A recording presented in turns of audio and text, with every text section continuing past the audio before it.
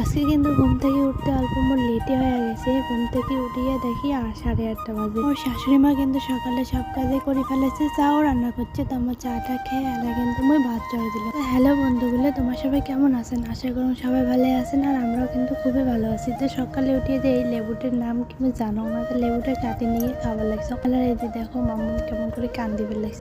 বর 2-3 দিন আগত এই লাউটা নিয়ে যাচ্ছে। তো এই 2-3 দিন রান্নাই করো নাই, তো ভাবলাম যে চলো আজকে লাউটাই রান্না করি। এখন কিন্তু রান্না বান্না সব কমপ্লিট হয়ে গেছে। আর বড় কিন্তু দোকান থেকে বাড়ি চলে যাচ্ছে। আর মোর বড়ের ডিউটি একটাই, দোকান থেকে আসিয়ে যেহেতু স্নান করে, তাই মই কম যে ওদের সাথে সাথে মেয়েটাকেও স্নান করে। আমার কিন্তু এই যে স্নান করা শেষ হয়ে গেছে, তো দেখো কেমন ঢং মারবে লাগছে।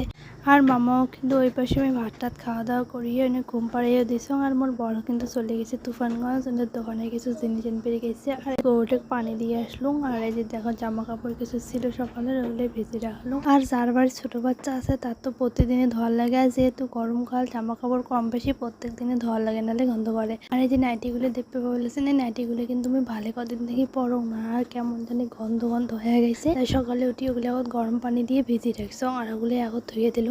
ধোয়া কিন্তু সব কমপ্লিট হয়ে গেছে। তো যেহেতু এগুলো আমি বাইরে না দিন, তাই আর ভিডিও করো নাই, কারণ আমি বাইরে যাও না ভিডিও করার জন্য, যা করো বাড়ির ভিত্তিতে করো। তো এই যে দেখো সবগুলো কিন্তু আমার ধোয়া নাড়ি দেওয়া শেষ হয়ে গেছে।